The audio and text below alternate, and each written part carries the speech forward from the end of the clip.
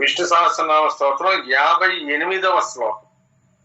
58వ శ్లోకంతో 57 దాకా కంప్లీట్ చేసుకుని 58వ శ్లోకం.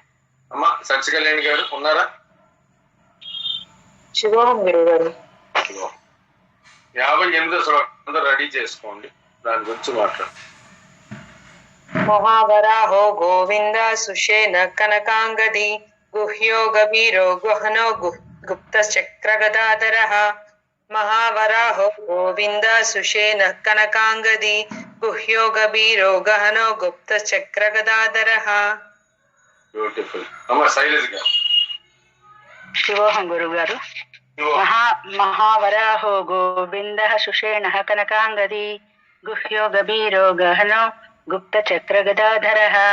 మహావరాహో గోవింద సుషేణ కనకాంగది గుహ్యో గభీరో గహనో గుప్త చక్ర గదాధర. బాగుందమ్మా, చక్కగా చదివారు.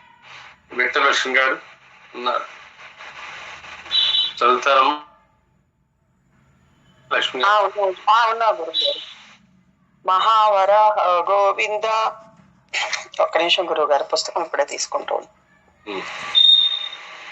మహావరాహ గోవింద సుషణ కనకాంగది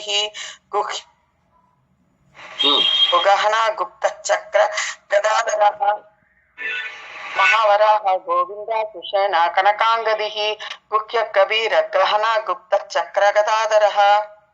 వెరీ గుడ్. అపరాజిత. మహావరాహో గోవింద సుశేషణ కనకాంగది గుహ్యో గభీరో గహనో గుప్త చక్ర గదాధర. మహావరాహో గోవింద సుశేషణ కనకాంగది గుహ్యో గభీరో గహనో గుప్త చక్ర గదాధర. జయలక్ష్మి గారు. మహావరాహో గోవింద సుషేణ కనకాంగది గుహ్యో గభీరో గహనో గుప్త చక్ర గదాధర. మహావరాహో గోవింద సుషేణ కనకాంగది గుహ్యో గభీరో గహనో గుప్త చక్ర గదాధర. ఇంకా ఉన్నారా? మన శ్రవంతి గారు ఉన్నారా? మహావరాహో గోవింద సుషేణ కనకాంగది గుహ్యో గభీరో గహనో గుప్త చక్ర గదాధర. మహావరాహో గోవింద సుషేణ కనకాంగది గుహ్యో గభీరో గహనో గుప్త చక్ర గదాధర. వెరీ గుడ్, చాలా బాగుందమ్మా. ఇంకెవరు ఉన్నారమ్మా? లేడీస్, ఆడవాళ్ళు. సో ఇది ఎవరో మాట్లాడుతున్నారు? శివోహం గురువు గారు. అనిత గారు. మహావరాహో గోవింద సుషేణ కనకాంగది గుహ్యో గభీరో గహనో గుప్త చక్ర గదాధర. మహావరాహో గోవింద సుషేణ కనకాంగది గుహ్యో గభీరో గహనో గుప్త చక్ర గదాధర. ఓ, చాలా బ్యూటిఫుల్ గా, చాలా అందంగా, చక్కగా బాగా చదివారు. Very good, congratulations. సో ఇది ముఖ్యంగా ఇక్కడ మళ్ళీ స్లోగా 54 తర్వాత అంతా ఎలివేషన్ లోకి వెళ్తూనే ఉంటుంది, రిపీట్ అవుతుంటే ఒక్కొక్క స్టెప్ ముందుకు వెళ్ళిపోతూ ఉంటాం. మహావరాహ, వరాహ అంటే అందరూ తెలుసు, మహిమాన్వితమైన వరాహం. గోవింద అంటే చాలా మంది గోపాలకుడు అంటారు, గోవులను రక్షించేవాడు అని. గోవులను రక్షించేవాడు అని గోవింద అంటే, గో అంటే వేదములు కూడా ఉన్నాయి కాబట్టి వేదాన్ని గో అన్న పదం సాధు జనులకు, మంచి వాళ్ళకి, మంచి మనస్సు కల వాళ్ళకి కూడా గో అన్న పదం వాడతారు కాబట్టి, సో సజ్జనులను, సాధు జనులను రక్షించేవాడు కూడా గోవింద అంటే అది. సుషేణ మంచి సైన్యము గనవాడు. మంచి సైన్యం అంటే అర్థం ఏంటి? ఆయనే సైన్యం.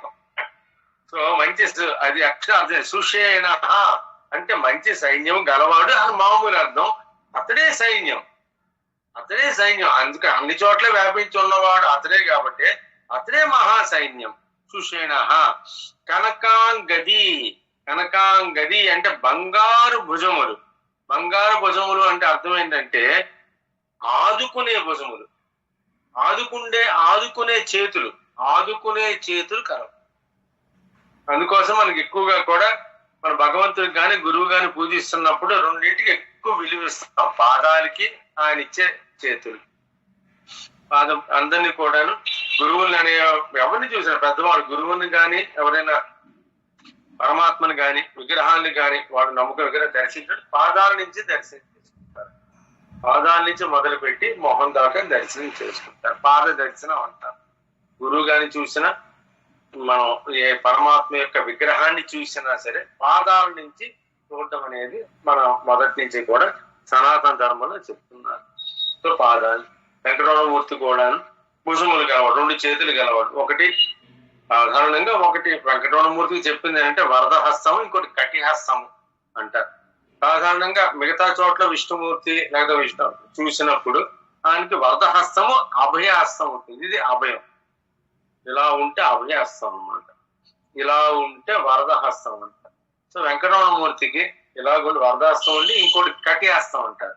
అంటే నడుం దగ్గర చెయ్యి వేసుకుంటాడు కాబట్టి దాన్ని కటిహస్తము అంటారు. ఇంకో రకంగా అర్థమైందంటే మీరు జాగ్రత్తగా ఎంతవరకు అర్థం చేసుకోవడానికి ట్రై చేయండి. ఎంతవరకు కూడా అర్థం చేసుకోవడానికి మీరు ట్రై చేస్తే ఈ మిగతా అర్థం చేసుకోవడానికి నేను మిమ్మల్ని సహకరిస్తాను అని చెప్పాలి. అందుకోసం మనం అర్థం చేసి ఇలా పెట్టడం అంటే వరదం అంటే ఏమైనా ఇచ్చేస్తాడు కాబట్టి. అండ్ ఇక్కడి నుంచి మొదలు పెట్టండి, పాదాల నుంచి. అంటే ఏంటంటే పరమాత్మని పూర్తిగా అవగతం చేసుకోవడానికి మొదటి నుంచి ఫండమెంటల్స్ నుంచి అర్థం చేసుకోవడానికి ప్రయత్నం చేయండి. చేసుకుంటే మీరు ఇక్కడ దాకా నన్ను అర్థం చేసుకోండి, నా నడుము వరకు అర్థం చేసుకోండి. ఎందుకంటే నడుము కింద భాగాలు పెద్ద ఇంపార్టెంట్. ఇంకో నడుము కింద ఉన్న భాగాలు కేవలం కాళ్ళు ఉంటాయి, పాదాలు ఉంటాయి. మనుషులకి, భగవంతుడికి కాదు, గురువులకు కాదు. ఈ పైన ఆర్గన్ మానవ శరీరంలో ఇక్కడి నుంచి అసలైనవి మనకి మొదలవుతుంది. అన్ని కూడా స్టమక్ కానీ ఏదైనా డైజెస్టివ్, రిప్రొడక్షన్ కానీ, రెస్పిరేటరీ సిస్టమ్ కానీ, బ్రెయిన్ కానీ కింద కేవలం కాళ్ళు, దాని రక్తనాళాలు, నాడులు ఉంటాయి తప్ప మిగతా మెయిన్ ఇంపార్టెంట్ పార్ట్స్ అన్ని కూడా అప్పర్ బాడీలోనే ఉంటాయి. సో ఇక్కడ దాకా మీరు అర్థం చేసుకోవడానికి ట్రై చేయండి. అంత చిన్నదే. మీరు ఆల్మోస్ట్ 20% నన్ను అర్థం చేసుకోవడానికి ట్రై చేయండి. ఆ బ్యాలెన్స్ 80% కూడా నేను మీకు సహాయం చేస్తాను. ఇది నా ఇస్తున్న మాట. దారబోస్తున్నాను మీకు. ఎవరికైనా దానం చేస్తున్నప్పుడు, నేను చేసినప్పుడు ఇలా పెడతారు, దారబోయడం అనమాట. ఆ జ్ఞానాన్ని మీకు నేను ధారపోస్తాను. ఇక్కడ దాకా మీరు అర్థం చేసుకుంటే చాలు, మిగతావి నేను అర్థం చేసుకునేటట్టు అటువంటి జ్ఞానాన్ని మీకు నేను ధారపోస్తాను, ప్రసాదిస్తాను అని వెంకటరమణమూర్తిని ఆ రకంగా భావిస్తే ఎంతో ఆనందం కలుగుతుంది. ఆ అవతారంలో, ఆ శిల్పంలో, ఆ విగ్రహంలో ఈ రకంగా భావన చేస్తున్న కొద్దీ మనం భగవంతుడి దగ్గర ఒక అడుగు ముందుకు వెళ్తాం. ఈ రకంగా భావ్యం చేసుకోవడం అనేది ఒక రకమైన ఆధ్యాత్మిక ప్రగతికి ఎంతో దోహదపడుతుంది అన్నది నా అభిప్రాయం. సో ఆదుకునే భుజములు కలవాడు. గుయ్యహ అలా అని చెప్పి బాబు ఊరుకున్నాడా? హృదయ గుహలో, జీవుని హృదయ గుహలో వసించువాడు. ఓకే, గుయ్య హృదయ గుహలో వసించువాడు. గభీరహ, గంభీరంలాగా గభీరహ. గభీరహ అంటే సర్వలక్షణ సంపన్నుడు గభీరహ. గహనహ. ఇంకోటి చూడండి, ఇందేలా చాలా మంది భగవంతుని అర్థం చేసుకోవడం కష్టం అని అన్నప్పుడు భీష్ముడు వెంటనే ఇక్కడ ఇంకో పదాన్ని కూడా వాడాడు. సులభముగా గ్రహించడానికి వీలు కానివాడు. ఒకటి సులభంగా గ్రహించడానికి వీలు కానివాడు గహనహ. అంతకు ముందు గుయ్య, జీవుని హృదయ కమలంలో వసించేవాడు. అంటే దీన్ని బట్టి అర్థం ఏంటండి? ఒక పక్క అంత ఈజీగా అర్థం కాడు అనుకుంటే, నీ శరీరంలోనే, నీ హృదయంలోనే నేను వసిస్తున్నాను. సో ఆత్మకి మనం ఎంత దగ్గరగా వెళతామో అంత దగ్గర, మనం ఎంత దూరంగా వెళతామో అంత దూరంగా వెళతాం. అంతా కూడా మన చేతుల్లో ఉంది. The answer is in our hands. మన చేతుల్లోనే ఉంది అన్నది ఇక్కడ ఆ రకంగా భీష్ముడు వారి ఉద్దేశం అన్నమాట. గుప్త, మళ్ళీ నిగూఢమైన వాడు. ఈ ఆధ్యాత్మికంలోని ఇలాంటివన్నీ కూడా ఒక సనాతన ధర్మంలోనే కనబడుతుంది. సనాతన ధర్మంలో దీన్ని ఎలా చేశారంటే మహర్షులు ఈజీగా అర్థమైపోయాడు భగవంతుడు. చాలా కష్టం. ఒకళ్ళు అర్థం అయిపోయాడు అనుకున్నావు అనుకో, అర్థం కాలేదు నీకు. అదే మనకి ఉపనిషత్తులో వస్తుంది, ప్రశ్నోపనిషత్తులో వస్తుంది అనమాట. అర్థమైనట్టే అనిపిస్తాడు, కానీ ఒకడు అర్థం అయిపోయింది అనుకున్నావు అనుకో, మళ్ళీ ఒక 2-3 మెట్లు కింద దిగిపోతావు. అంత ఈజీగా అర్థం కాదు. నువ్వు కృషి చెయ్యాలి. నువ్వు తెలిసిన దానికన్నా తెలియని దానికన్నా అతీతమైనది. జ్ఞానానికి అజ్ఞానం దాటిన తర్వాత జ్ఞానం వస్తుంది. ఆ జ్ఞానానికి కూడా ఆవుల వైపున ఉండవాలి. ఏదో జ్ఞానం వచ్చేసింది కదా అని చెప్పేసి భగవంతుడు ఈజీగా అర్థం అయిపోతాడు, పరమాత్మ ఈజీగా అర్థం అయిపోతాడు అంటే కుదరదు. జ్ఞానం వచ్చినంత మాత్రాన పరమాత్మ ఈజీగా అర్థం అయిపోడు. ఆ జ్ఞానానికి అతీతంగా మళ్ళీ విజ్ఞానం అంటే నువ్వు ఆయన తెలుసుకోవాలంటే ఆయన ఒక్క క్షణంలోనే అర్థం కావాలి అంటే మాత్రం సాధన చేస్తున్నప్పుడు సడన్ గా ఒక్క క్షణంలోనే ఆయన అర్థం అయిపోతాడు. ఇంకా అర్థం అవుతూనే ఉంటాడు. ఆ క్షణం ఏదైతే ఉందో ఆ క్షణం వరకు కూడా ప్రతి వాడు కూడా సాధన చెయ్యాలి. ఈ సాధనలోని అంతా కన్ఫ్యూజనే. మన మహర్షులు అందరూ కూడా ఎందుకు పెట్టారండి కన్ఫ్యూజన్? నువ్వు చాలా శ్రద్ధతో చెయ్యాలి, ఒక రకమైన గాఢమైన విశ్వాసంతో చెయ్యాలి, సహనంతో చెయ్యాలి. నేను ఈ రెండింటిని కూడా ఎక్కువ ప్రాధాన్యత ఇచ్చేయి మన సనాతన ధర్మ గ్రంథాలన్నీ కూడా. కావ్యాలు కావచ్చు, గ్రంథాలు కావచ్చు, పురాణాలు కావచ్చు, ఇతిహాసాలు కావచ్చు, ఉపనిషత్తులు కావచ్చు, బ్రహ్మసూత్ర భాష్యాలు కావచ్చు, భగవద్గీత కావచ్చు. వీటన్నిటినీ కూడా దీనికి ఇంపార్టెన్స్ ఇచ్చాయి. నీలో గాఢమైన విశ్వాసంతో కూడిన ఓరిమి, సహనం, శ్రద్ధ, సబూరి. లేకపోతే భగవంతుడు అర్థం కాదు. అర్థం అవుతున్నట్టే ఉంటాడు కానీ దూరం వెళ్ళిపోతుంటాడు. ఇక్కడ ఎందుకంటే ఆ పరీక్ష తనకు జ్ఞానం వచ్చింది, ఒక్కసారి భగవంతుని అనుభూతి పొందానని చెప్పి నిజంగా మనస్ఫూర్తిగా ఒక్కసారి ఆత్మానుభూతి పొందినప్పటికీ కూడా తర్వాత చిన్న అజ్ఞానం అనేది శరీరంలో ప్రవేశిస్తే మాత్రము ఇన్నాళ్ళు నువ్వు ఎక్కిన 10 మెట్లలో కాస్త 5-6 మెట్లు ఢమ్మన్ కింద జారిపోతావు. వైకుంఠ పాడిలాగా, ఒక ఆటలాగా పాము మింగేస్తే మళ్ళీ కిందకు వచ్చేస్తాం. ఇదంతా కూడా ఏంటంటే జీవితాంతం చెయ్యవలసిన ప్రక్రియ.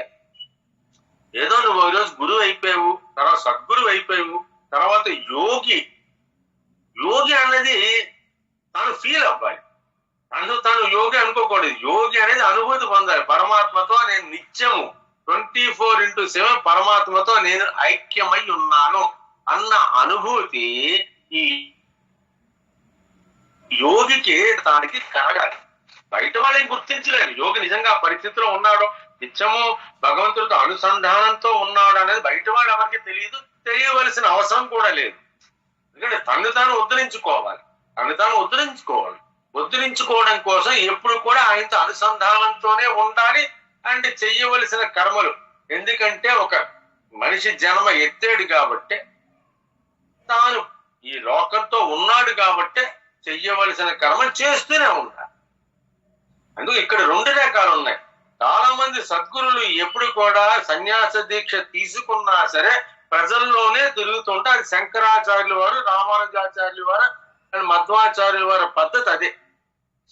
నీకు ఎంత జ్ఞానం వచ్చినా సరే నువ్వు నీ జ్ఞానాన్ని అంతటా కూడా ఈ ధార పోయాలి అంతే తప్ప, నీ జ్ఞానం వచ్చినది ఎక్కడో మూల కూర్చుంటాను, ఎక్కడికో వెళ్ళిపోతాను, అందరినీ వదిలేసి వెళ్ళిపోతాను అంటే మాత్రం అది కొంచెం అజ్ఞానమే అవుతుందని చెప్పి మనవాడు చాలా క్లియర్ గా చెప్పారు.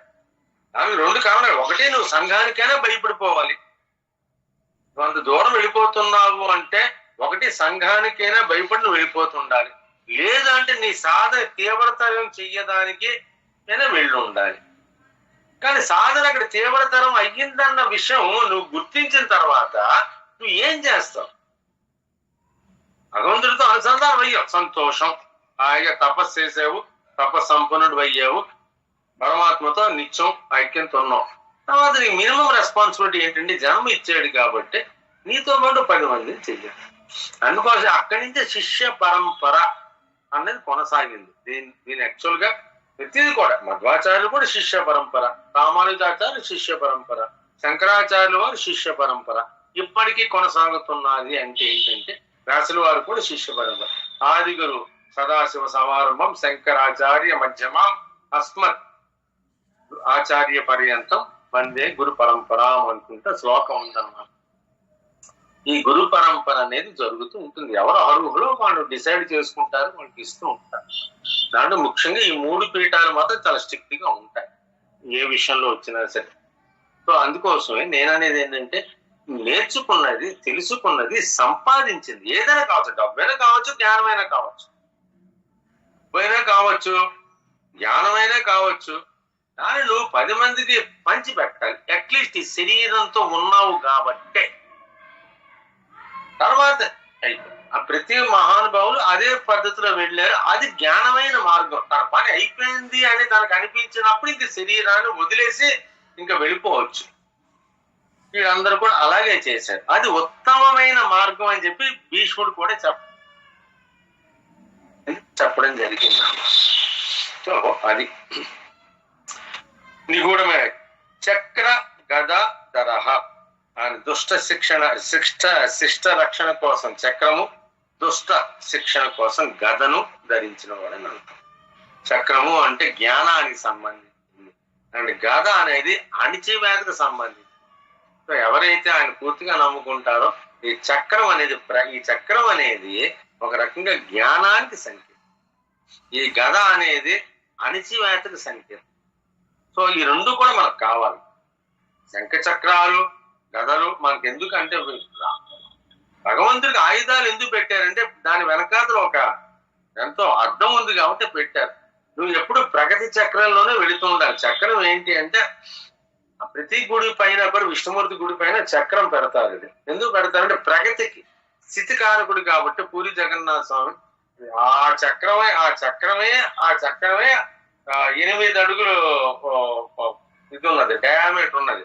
మనకి అంత ఎత్తులో ఉండడం వల్ల చిన్న చక్రం కింద కనబడుతుంది తప్ప అది చాలా పెద్ద చక్రం. అది దానికి పూజ చేస్తాం. అందుకే చక్రాన్ని కూడా లాస్ట్ అన్ని అయిన తర్వాత ఒక్కసారి చక్రాన్ని కూడా ఒకసారి నీటిలో తీసుకెళ్లేసి ప్రతి పండగ, ప్రతి బ్రహ్మోత్సవాల తర్వాత ఒక్కసారి చక్రాన్ని కూడా ఇచ్చేస్తుంటారు. అంటే ఏంటంటే అర్థం ఏంటంటే అది జ్ఞానానికి సంకేతం.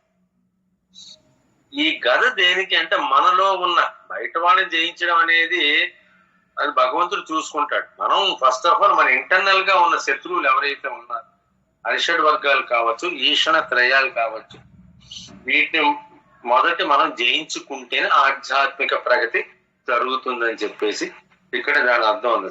చక్ర గదాధర అంటే దాని అర్థాన్ని అలాగ మనం తీసుకోవడం. అంటే ఇక్కడ దీని విశ్లేషణ నేనేం చెప్తున్నానంటే మత్స్య రూపంలో వేదం జ్ఞానాన్ని, వేదం అంటే జ్ఞానం అనే తీసుకోండి. మత్స్య రూపంలో జ్ఞానంతో పాటు జీవ పదార్థంగా అప్పుడే ఫస్ట్ జీవ పదార్థంగా వ్యక్తమైన పరమాత్మ ఉభయచర జీవులుగా అంటే కూర్మ రూపం అంటే ఉభయచర జీవులు. ఉభయచర అంటే భూమి మీద ఉండగలదు, నీటిలో ఉండగలదు. చేప అనేది కేవలం నీటిలోనే ఉంటుంది. సో చేప రూపంలో మొట్టమొదటిగా ఒక జీవంగా వ్యక్తమైన ఎనీ జీవి తీసుకుంటే నీటిలోనే పుట్టింది ఫస్ట్ ఆఫ్ ఆల్. ఎమీబా కానీ, హైడ్రా కానీ, protozoa, porifera, maximum platyhelminthes, nemathelminthes, protozoa, porifera వరకు కూడా నీటిలో నివసించే జంతువులే అవి.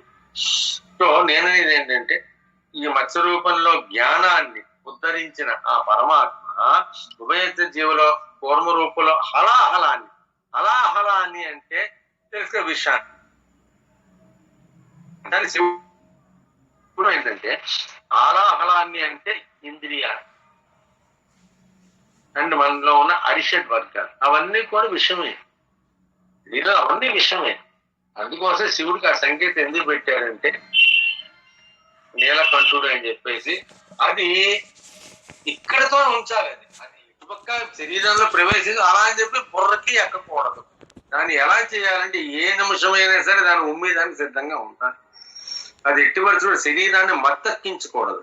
ఒకసారి వీటి వల్ల మత్తు గాని ఎక్కిందా అంతా అజ్ఞానం.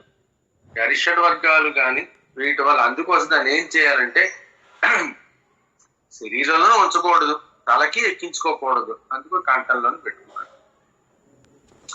మింగలేదు, పైకి తలకి ఎక్కలేదు. అందుకోసం కంఠంలో నీలకంఠుడు అని చెప్పి ఆ గరళాన్ని గొంతుకులోనే పెట్టుకున్నట్టు మనం ఒక చిత్రీకరణ. అందం ఉంది, దాని వెనకాల ఒక అర్థం ఉంది.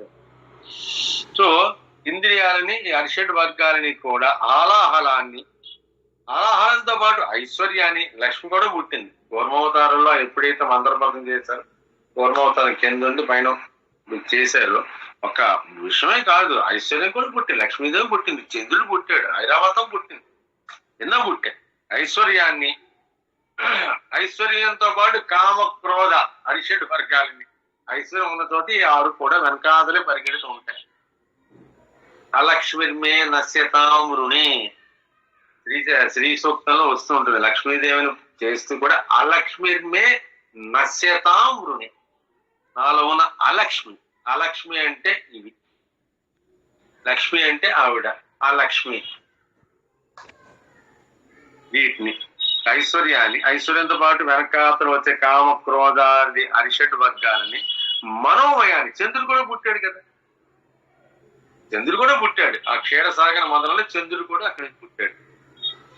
అందుకో లక్ష్మీదేవికి చంద్రుడు తమ్ముడు అవుతాడు అనుకుంటారు. సో ఆయన చంద్రుడు దేనికి? మనోమయాన్ని అంటే చంద్రుడు, అమృతం అంటే ఆత్మస్వరూపం. ఈ 4 పదార్థాలు కూడా కూర్మావతారంలో వచ్చాయి. మనం చేస్తున్నది కూడా ఆ రోజు కూర్మ జయంతి నాడు చేస్తున్నాం. వచ్చే ఆదివారం 9 మీద వచ్చే కూర్మ జయంతి, నృసింహ జయంతి, అన్నమాచార్య జయంతి 14, 15, 16 తారీఖు. సో కూర్మ అవతారంలో గొప్ప విషయం ఏంటంటే ఎన్నో బయటపడ్డాయి. జీవులకి కావలసినవన్నీ బయటపడ్డాయి. మంచి బయటపడింది, చెడు బయట. మనోమయాన్ని చంద్రుడు బయటపడ్డాడు. ఐశ్వర్యం లక్ష్మీదేవి వచ్చింది. తర్వాత ఆహారం, ఇంద్రియాలు, వాటి యొక్క వ్యామోహాలు అవి కూడా వచ్చింది. సో వీటన్నిటికీ మనం లొంగకుండా శివుడిలాగా మన శివోహం భావిస్తున్నాం కాబట్టి ఇక్కడే పెట్టుకోవాలి. ఇవన్నీ శరీరాన్ని ఎప్పుడూ కూడా లోపలికి వెళ్ళడానికి లేకపోతే బుర్రలోకి ఎక్కించడానికి ట్రై చేస్తూ ఉంటాయి. అందుకోసం శివుడు నీలకంఠుడు లాగా ఈ అలాహలాన్ని, ఈ వైపరీత్యాలన్నిటినీ కూడాను ఇక్కడే పెట్టు, ఇటు మింగకూడదు, ఎలాంటి తలకెక్కించుకోకుండా ఉంచుకోవాలని దాని అర్థం. దాంతో కూడా అమృతం కూడా బయట. అమృతము అంటే ఆత్మస్వరూపం. మృతము లేనిది ఏది? ఆత్మ. శాశ్వతమైనది, చైతన్యవంతమైనది, అనంతమైనది, ఆనందమైనది అమృతం. అమృతం అంటే మృతం లేదు కాబట్టి అదే ఆత్మస్వరూపం. సో ఆత్మస్వరూపాన్ని కూర్మావతారంలో బయటపడింది. ఆత్మస్వరూపం పరిచయం చేసిన అతడు, అన్నిటిని కూడా మన జీవునికి ధారబోసిన అతడు, అందుకే వరద హస్తంతో ధారబోసిన అతడు భూజీవిగా అయిపోయింది. నీటిలో జంతువులు అయిపోయి భూజీవిగా, భూమి మీద మాత్రమే నివసించగల జీవులుగా, వరాహ భూ జంతువు అంటే భూమి మీద పుట్టిన మొదటి జంతువుగా భూమిని ఉద్ధరించిన అతడు తర్వాత ప్రశాంత నారసింహుడిగా, మన రుద్రమే చూసాం. కేవలం హిరణ్యకశిపుణ్ణి చంపడానికి అప్పుడు మాత్రమే ఉగ్ర రూపం తప్ప సాధారణంగా లక్ష్మి ఎప్పుడైతే ఆయన చేరుకుందో, అందుకోసం మీరు ఉరవకొండ, అనంతపురం జిల్లాలో ఎంతమంది ఉన్నారు వాళ్ళకి తెలుస్తుంది. అనంతపురం దగ్గరలో ఉరవకొండ అని ఉంటుంది, బళ్ళారి వెళ్లే దారిలో. అనంతపురం దగ్గరే, జస్ట్ ఒక 35-38 కిలోమీటర్. అక్కడ ఒక నారసింహ క్షేత్రం ఉంది. అక్కడ అమ్మవారిని ఉద్భవ లక్ష్మి అంటారు. అలాగే కర్నూలు జిల్లాలోని అహోబిళల్లో ఉన్న స్వామి, అది లక్ష్మీ నరసింహస్వామి. లక్ష్మీదేవి ఒడిలో ఉన్నది సార్. ఎప్పుడైతే లక్ష్మీదేవి ఆయన పరిచయం అయ్యిందో అప్పటి నుంచి ఆయన శాంతమూర్తి. అందుకే సినిమా ఉంది, చెంచు లక్ష్మి సినిమా చూసుంటారు. చెంచుగా ఒక మహిళగా లక్ష్మీ నరసింహస్వామి శాంతపరిచింది. ఉరవకొండ ఉద్భవ లక్ష్మి, ఒక్కసారి లక్ష్మీది అప్పటికప్పుడు ఉద్భవించింది. అందులో అడుగురు ఉద్భవ లక్ష్మి అంటారు ఉరవకొండలు. సో అమృతాన్ని పరిచయం చేసిన అతను వరాహ రూపంలో భీకర ప్రశాంత నారసింహం, భీకర ప్రశాంత నారసింహునిగా, భీకర ప్రశాంత నారసింహంగా అంటే జంతు మానవ రూపంలోనే సర్వవ్యాపకత్వాన్ని చాటిన సర్వుడు బయటకు వచ్చాడు. సర్వవ్యాపకత్వాన్ని చాటిన అతడు వామన రూపంలో, దివ్యమైన వామన, ఒక వటువు, ఒక పొట్టివాడిగా వామన రూపంలో త్రివిక్రముడిగా, వచ్చినవాడు వామనుడే కానీ ఒక్కసారి త్రివిక్రముడు అన్న పేరు వామన అవతారానికే ఉంటుంది. త్రివిక్రముడు అంటే మొత్తానికి ఇంకా 3 పక్క దిశలా వేపించాడు అన్నట్టు. ఈ కాలు ఎక్కడికి పెట్టి చేతి పెట్టి 3వ కాలు ఎక్కడికి పెట్టి పాతాళంలో. సో త్రివిక్రముడు అన్న పేరు వామనమే కానీ ఆయన చేసిన కార్యం మాత్రం త్రివిక్రముడిగా తన విభూతిని చూపించిన అతడు, ఒక సర్వవ్యాపకత్వాన్ని చూపించిన ఆయన లక్ష్మీ నృసింహస్వామి. ఇక్కడ వామన అవతారానికి వచ్చేసరికి తన విభూతిని తన మొత్తం విభూతిని అంతా కూడా చూపిన అతడు వీర పరశురాముడు దేనికి చెందమంటే దిగ్విజయ స్వరూపం. ఇంకానికి ఓటం అనేది ఉంటుంది. పరశురాముడిని విష్ణుమూర్తి అవతారం కాబట్టి పరశురాముడిని బలహీనపరచాలంటే మళ్ళీ విష్ణుమూర్తే రావాలి. అందుకే రాముడు వచ్చేసి ఆయన దగ్గర ఉన్న బలాన్ని లాక్కుంటాడు. పరశురామునిగా దివ్యవానైన తన విభూతి చూపినంత వీర పరశురాముడే దిగ్విజయ స్వరూపంగా దుష్ట శిక్షణ కావించిన అతడు. పరశురాముడు వచ్చి మొత్తం అందరినీ ఏలిసాడు, దుష్టులందరినీ కూడా తన గండ్రగొడ్డలతో నడిపేశాడు. సో ఇక్కడి నుంచే ఆయుధం మొదలైంది. చాలా చూసుకోవచ్చు ఈ దశావతారాల్లోని నీటిలో పుట్టిన జంతువులు, భూమి మీద పుట్టిన జంతువులు, పంది, తర్వాత జంతువు కాదు మనిషి కాదు నరసింహస్వామి, మనిషే కానీ పొట్టివాడు కానీ త్రివిక్రముడు రావణ అవతారంగా పుట్టిన ఆయన. అప్పటి వరకు ఎటువంటి ఆయుధాలు వాడలేదు. అప్పటి వరకు అంత ముందు అవతారాలు ఏ ఆయుధాలు ఉండవు. ఒక పరశురాముడి దగ్గరికి వచ్చేసరికి ఒక ఆయుధం అనేది వస్తుంది, గండ్రగొడ్డలి. పరశురాముడిగా ప్రసన్న అయిన విభూతిని వీర పరశురాముగా దుష్ట శిక్షణ గావించిన అతడు ప్రసన్న శ్రీరామచంద్రునిగా, సత్య ధర్మ స్వరూపునిగా, పూర్తి సత్య ధర్మ స్వరూపునిగా, శ్రీరామునిగా, తర్వాత ముగ్ధ మోహన గోపాలునిగా, మోహనమైన గోపాలునిగా, పూర్తిగా ప్రేమ స్వరూపం. ఆయన సత్యధర్మ స్వరూపం అండ్ గోపాలకృష్ణుడు అంతా కూడా ప్రేమ స్వరూపం. గోపాలకృష్ణుడు ప్రేమ స్వరూపాన్ని చిన్న ఆయన ఆయుధం ఏం పట్టలేదు కానీ ఆ మొరడు వేణుగానం ఏదైతే ఉందో ఆ వేణుగానంతో అంతా ప్రేమ స్వరూపం. రెండు సార్లు కూడా ఆయన చక్రాన్ని ప్రయోగించడం జరిగింది. తర్వాత ఎక్కడ ఆయన చేతులు ఆయుధం అనేది ఉండదు, వేణు మాధవునిగానే ఉంటాడు. అండ్ అలాగే ఆయనంతా కూడా ఇంకెక్కడ ఆయుధాన్ని పట్టడు, యుద్ధంలో కూడా పట్టలేదు. ఆ కొరళ తప్పించి ఆ గుర్రాన్ని తోలడానికి తప్పించి ఎటువంటి ఆయుధాన్ని పట్టలేదు. ఒక శిశుపాలుడు దంతర్వక్తుడిని వధించేటప్పుడు ఆయుధాన్ని పట్టుకున్నాడు శ్రీకృష్ణుడు. ఎందుకంటే పూర్తిగా ప్రేమ స్వరూపుడు. ఆయన సత్యధర్మ స్వరూపుడు శ్రీరామచంద్రుడు, ఈయన పూర్తిగా ప్రేమ స్వరూపుడు. ముక్త మోహన గోపాలునిగా ప్రేమ స్వరూపంతో ప్రేమను, ఆత్మీయతను, సంపూర్ణ జ్ఞానగీతను ప్రసాదించిన అతడు, అన్ని కూడా పరమాత్మ స్వరూపాలే. అతడు మనలోనే, మన హృదయ గుహలోనే స్థిర నివాసం ఏర్పరచుకున్నాడు.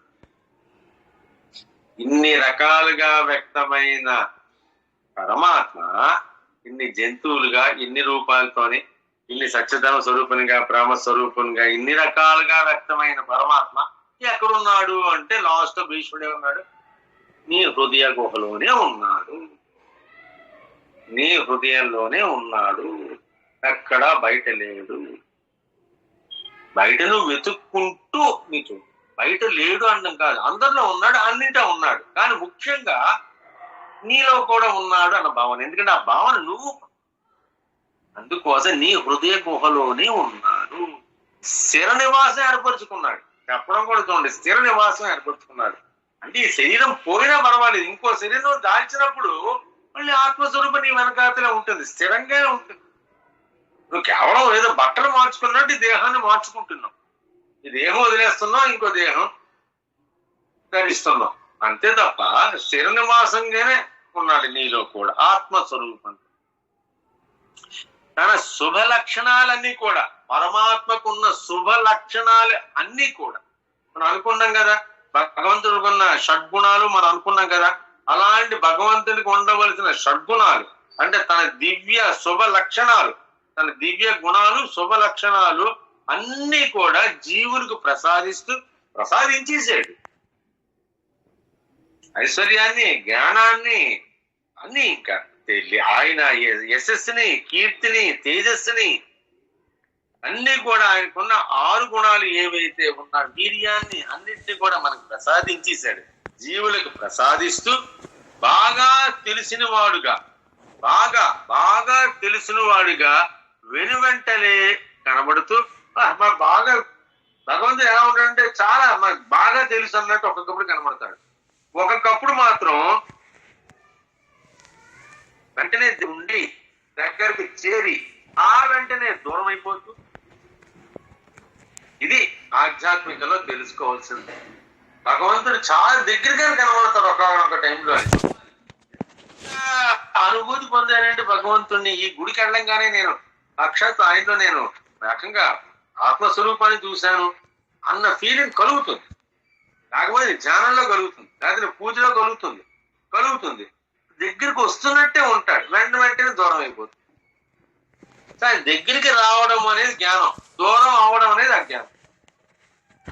రెండు కూడా మన చేతుల్లో ఉన్నాయి. భగవంతుడు మన దగ్గరగా వచ్చాడు అంటే మాత్రం మన జ్ఞానం, అది అంత జీవుల చేతిలో ఉన్నాయి. The answer is in your hands. లేదు దూరం అయిపోతున్నాడు అంటే అజ్ఞానం, ఎక్కడో తప్పు చేస్తాం, ఎక్కడో ఒక అహంకారం అనేది పైకి లేస్తుంది. ఈ అహంకారం గురించి అందుకే పోస్ట్ కూడా పెట్టాను నేను. సో అహంకారం అది ఒక్కటే మనకి డిఫరెన్స్ గుర్తించుకోవాలి. ఆధ్యాత్మికలో భగవంతుడి దగ్గర అవుతున్నాడు అంటే జ్ఞానం, భగవంతుడు దూరం అవుతున్నాడు అంటే అజ్ఞానం. అహం అనేది అహంకారం అనేది రెండు తేడా మీకు చెప్పాను కదా పొద్దున పోస్ట్ బాక్స్ అయితే ఉంటాను. అహం అనేది ఎప్పుడు ఉండేది గుర్తించుకోండి. అహం అంటే ఆత్మస్వరూపం, అది ఎప్పుడు ఉండేది. అహం బ్రహ్మాస్మి, నేను రమణ మహర్షి చెప్పినట్టు నేను అనేది ఎప్పుడు ఉండేది. అహం అనేది ఎప్పుడు ఉండేది, అది పరమాత్మ స్వరూపం. ఎప్పుడైతే ఈ అహం ఆత్మస్వరూపం ఒక దేహంలో ప్రవేశిస్తుంది అహంకారంగా మారుతుంది. ఇది చాలా క్లియర్ గా అర్థం చేసుకోవాలి. అహానికి అహంకారానికి అహం అనేది సత్యం, అహం అనేది ఎప్పుడు సత్యమే. ఈ అహంకారం అనేది ఒక మాయ. సో అహం ఎప్పుడైతే ఒక జీవుల్లో ప్రవేశిస్తుందో అది అహంకారంగా వ్యక్తం అవుతుంది. అప్పుడు నేను అంటున్నావు వాడెవరు ఎప్పుడైతే నేను అంటున్నాడో తన ఆత్మస్వరూపంతో అంటున్నాను అన్నవాడు జీవన్ముక్తుడు. లేదు ఈ శరీరమే నేను అనుకున్నవాడు అజ్ఞాని, ఆత్మస్వరూపమే నేను అనుకున్నవాడు జ్ఞాని. ఈ శరీరం కేవలం శరీరం మాత్రమే నేను అనుకున్నవాడు అజ్ఞాని. రెండింటి మీ చేతుల్లోనే ఉన్నాయి. ఇది దీని అర్థం ఏంటంటే ఈ అన్ని లక్షణాలు కూడా మనకి ఇచ్చాడు ఆయన. అది భగవంతుడికి ఉన్న షడ్గుణాలన్నీ కూడా, ఆయనకున్న భగవంతుని యొక్క లక్షణాలన్నీ కూడా జీవులకు ప్రసాదిస్తూ బాగా తెలిసిన వాడిగా ఉంటూ వెంటనే దూరం అయిపోతూ ఆయన చేయట్లేదు. ఈ తప్పు అనేది భగవంతుని మీద ఆపాదించడం అనేది పూర్తిగా అజ్ఞానం. ఆయన దగ్గర అవ్వడము దూరం అవ్వడం అనేది మనం భావిస్తాం, జీవుడు భావిస్తాం. అజ్ఞానం అనుకోండి, జీవుడు అనుభవిస్తున్న అవస్థలు ఆయన మాత్రం జ్ఞానమే ఇస్తున్నాడు. అజ్ఞానంగా మార్చుకుంటున్నాడు తప్ప ఇవ్వడం మాత్రం జ్ఞానంతో ఇచ్చాడు. చాలా ఖాళీ బుర్రతో పుట్టించిన భగవంతుడు ఎటువంటి జ్ఞానం లేకుండా పుట్టించిన మనం తర్వాత ఇవన్నీ కూడా జ్ఞానాన్ని మనలో జ్ఞానం పెరుగుతున్న కొద్దీ అజ్ఞానం కూడా పెరిగి అహంకారం కూడా పెరుగుతున్నాయి, పెద్దది అయిపోతున్నాయి. ఏదో ఒక రోజు మళ్ళీ గ్రహిస్తాం మనం. అబ్బాయి ఎప్పుడు నేను అనుకుంటున్నాను కానీ ఇప్పటివరకు చేసిందంతా కూడా జ్ఞానం కాదు అజ్ఞానమే అన్న భావన ప్రతి జీవికి కూడా ఏదో ఒక రోజు కలగక తప్పదు, కలిగి తీరుతుంది. అప్పుడు మిగతా కొంచెం ఉన్న జీవితాన్నైనా సద్వినియోగం చేసుకున్నవాడు యోగి కింద అవుతాడు. లేదు జీవితాంతం కూడా అజ్ఞానంతోనే కంటిన్యూ అయ్యేవాడు మాత్రం పునరపి జననం పునరపి మరణం పునరపి జనని జఠరే సయ్యనం భజ గోవిందం భజ గోవిందం. తల్లి మాటి మాటికి తల్లి యొక్క గర్భంలో ప్రవేశిస్తూ ఉండక తప్పదు. జనని జఠరే సయ్యనం, తల్లి కడుపులో మళ్ళీ కొడుక్కోక తప్పదు, ఇంకొక జనం ఎత్తక తప్పదు. శంకరాచార్య వారు తేల్చి చెప్పేసారంత భజ గోవిందం.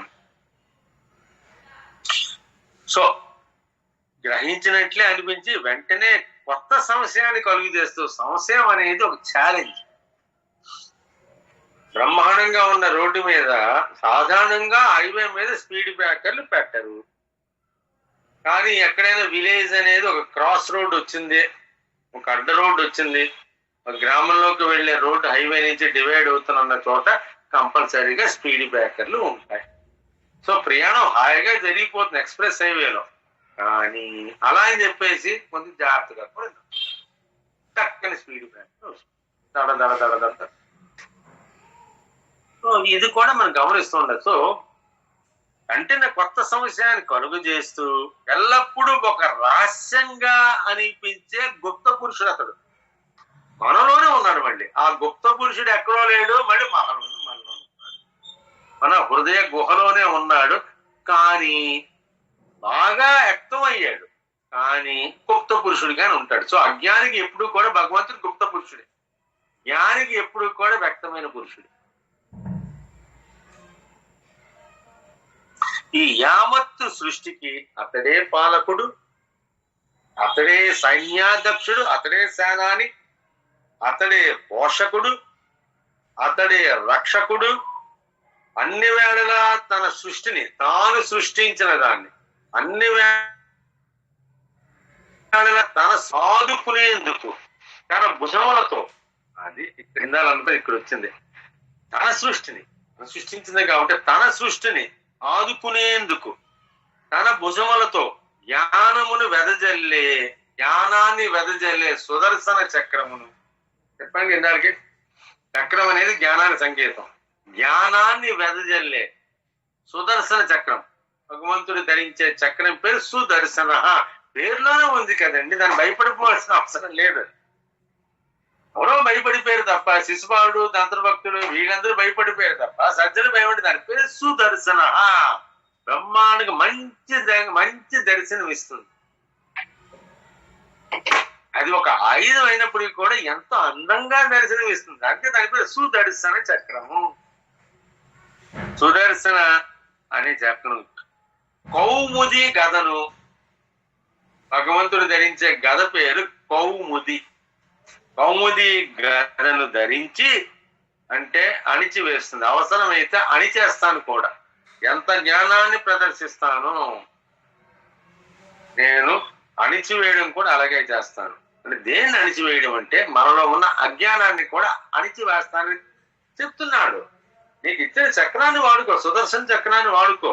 ఈ గదని దేనికి వాడుకుంటావంటే నీలో ఉన్న శత్రువులను అంతమొందించుకో వాడు. పరిషత్ వర్గాలని, ఈషణత్రయాల్ని, వాటిని నిర్మూలించడానికి ఈ కౌముది గదను వాడు.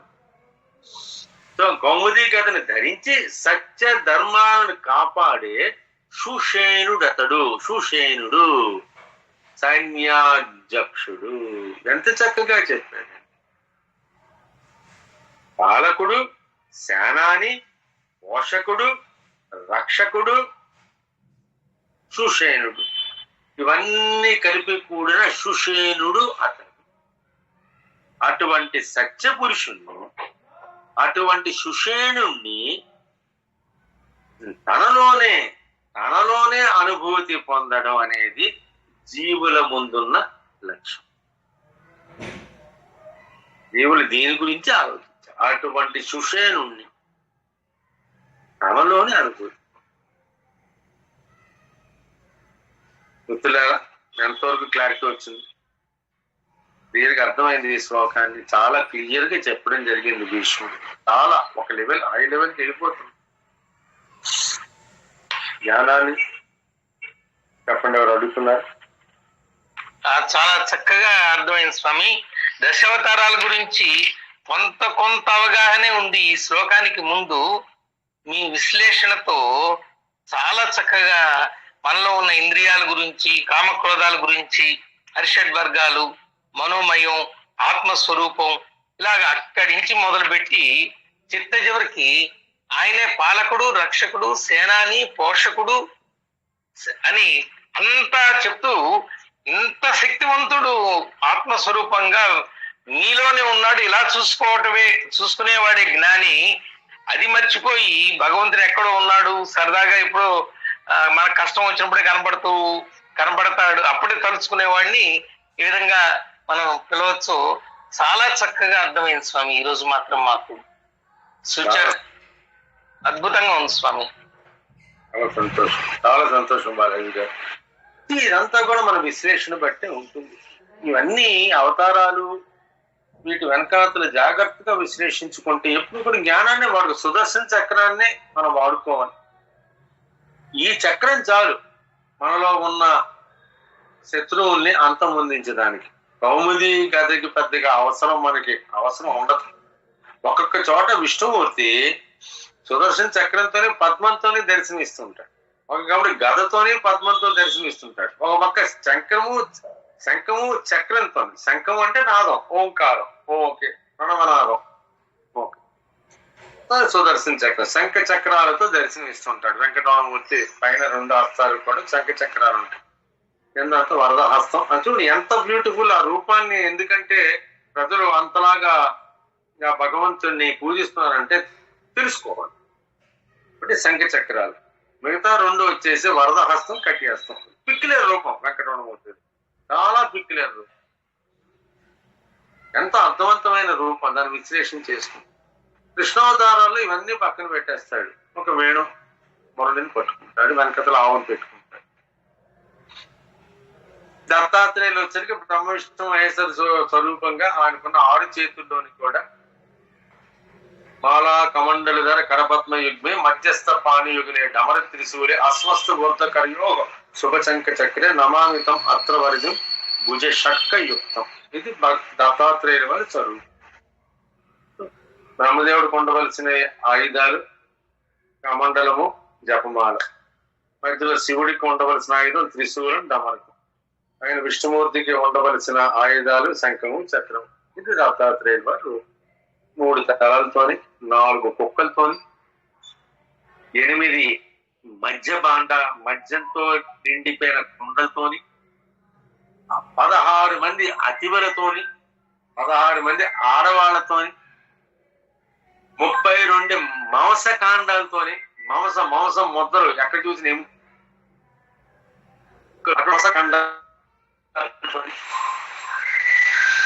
64 చతుషష్టి కళలతోని, అటువంటి దత్తాత్రేయుల వారి గురువుని, అటువంటి గురు స్వరూపాన్ని మన ఆరాధన. ఎవరికి అర్థం కానివాడు దత్తాత్రేయుడు. ఎవరికి ఏ రకంగా అంటే ఆ రకంగా కనబడు. దత్తాత్రేయ 4 కుక్కలే 4 వేదాలుగా భావించుకుంటే 4 వేదాలుగా కనబడుతుంది. ఆయన చుట్టూ ఉన్న మధ్య భాండాన్ని అష్టసిద్ధులుగా భావిస్తే ఆ మధ్య భాండాలన్నీ కూడా, మధ్యంతో కూడుకున్న కుండలన్నీ కూడా నీకు అష్టసిద్ధులుగా కనబడుతుంది. చుట్టూ 16 మంది అతిబలు, ఆడవాళ్ళు, మహిళలు చూతూ ఇలా దర్శనం ఇస్తుంటాడు. అలాగే ఇచ్చాడు. మరి పరశురాముడికి అలాగే దర్శనం ఇచ్చాడు ఆయన, అండ్ దీనికి అలాగే ఇచ్చాడు. సో నేనేదని ఆ రకంగా దర్శనం టెస్ట్ పెడతాను అంతే తప్ప.